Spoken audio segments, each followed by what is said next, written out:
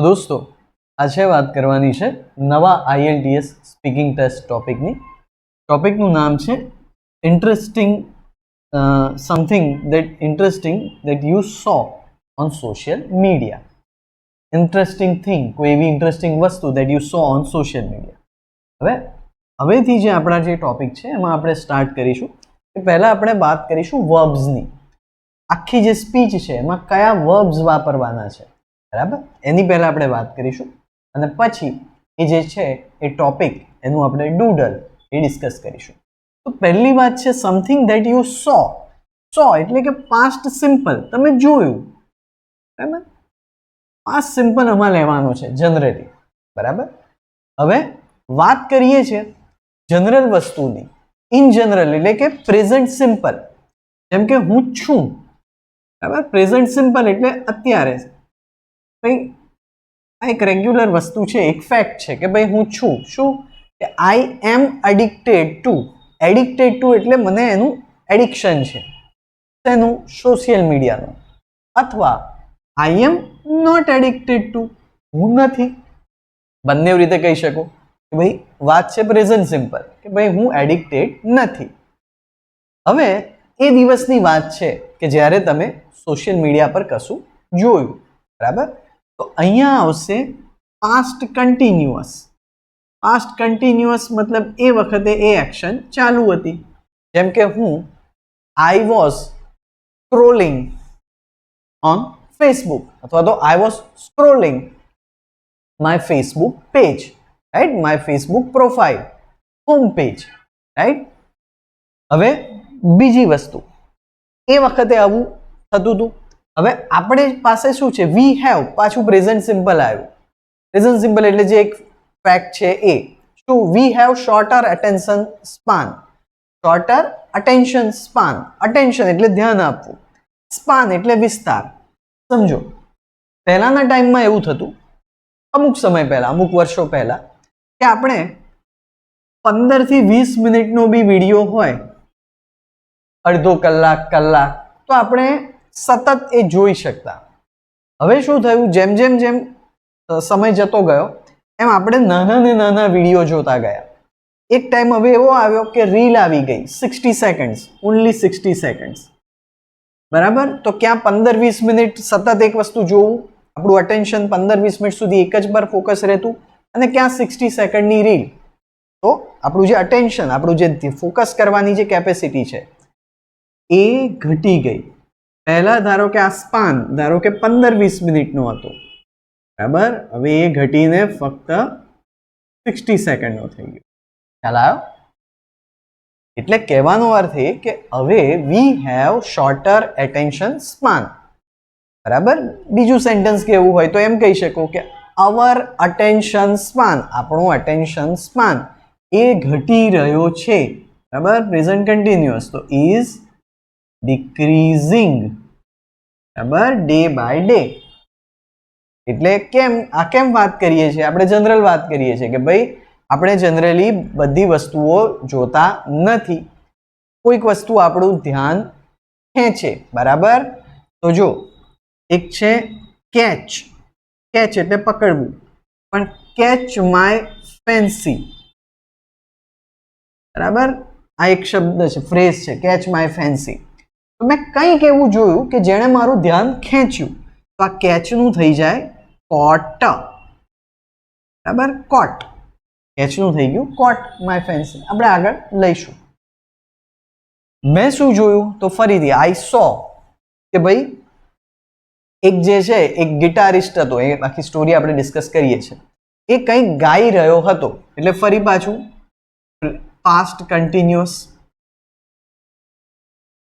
બરાબર. હી ગાઈ રહ્યો હતો, મેં જોયું, મેં શું કર્યું, આઈ શેર્ડ ઇટ, બરાબર.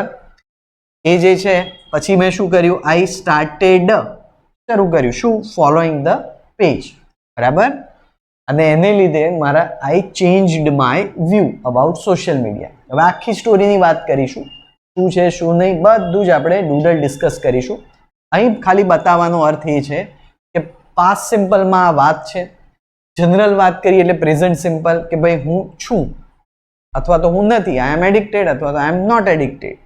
પાસ્ટ કન્ટિન્યુઅસ હું શું કરી રહ્યો હતો, I was scrolling my home page અથવા તો my Facebook profile. We have shorter attention span, right. મેં જોયું, આઈ સો, હી વોઝ સિંગિંગ, બરાબર.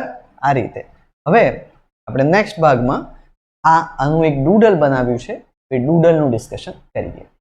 તો દોસ્તો હમણાં જે વાત કરી હતી એ જે છે topic, a time when you so something interesting on social media. તો હવે આ એની વાત છે, આ એનું ડૂડલ છે, બરાબર. આપણે વાત કરીશું અહીંથી. જો આપણે શું વાત કરીશું કે ભાઈ પહેલી વાર આપણે પાછળ જે જોયા બધા વર્બ, કે ભાઈ હું છું, અગર હું છું તો I M tech savvy person, બરાબર. ટેક સેવી અને મને ટેકનોલોજી બધી વાપરવાની ગમે છે, અથવા તો I am not a tech savvy person, કંઈ બી કહી શકો. I am also addicted to social media, અથવા I am not addicted to social media, કંઈ બી કહી શકો, બરાબર.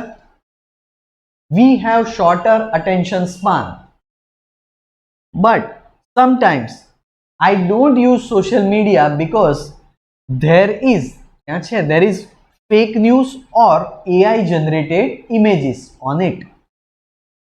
It has powerful algorithms and they always try to catch our fancy, અથવા તો they try to catch our attention.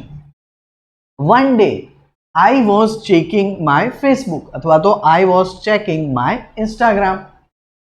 I saw, શું જોયું? I saw a singer was playing a guitar.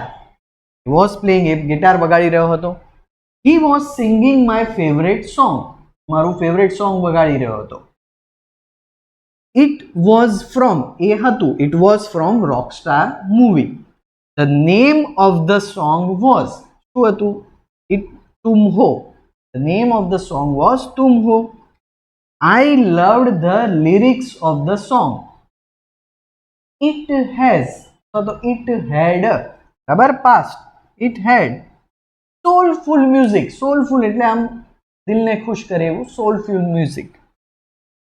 I shared it on my social media wall. I shared it on my Facebook page, or I shared it on my Facebook profile. I sent the video to my friend and I started following the page. This beautiful video was so soulful and energetic that it changed my view. એને મારો view બદલી કાઢ્યો. I started liking social media. I started liking good content. અને content બોલે છે ઘણા, પણ આને બોલાય content. I started liking good content on social media. I believe that we should always be mindful એટલે આપણે સજાગ રહેવું જોઈએ, જાગૃત રહેવું જોઈએ. mindful about શેના વિશે?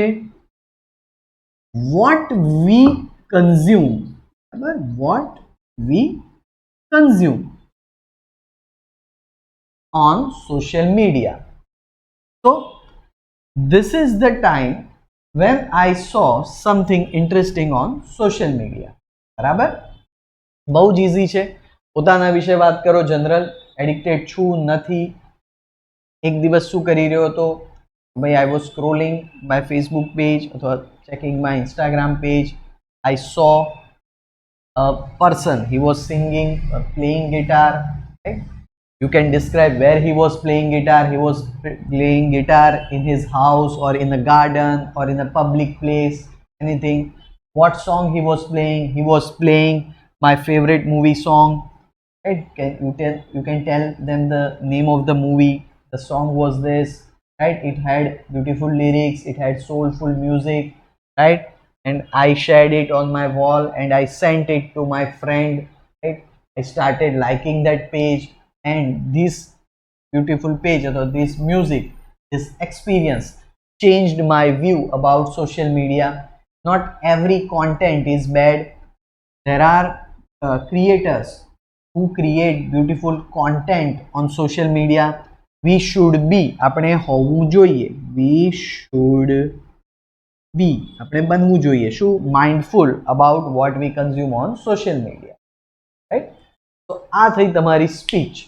આ જે સ્પીચ છે, આ સ્પીચની અંદર બધી જ વસ્તુઓ ક્લિયર કવર થાય છે જે તમે તમારા ટોપિકમાં બોલી શકો છો, બરાબર?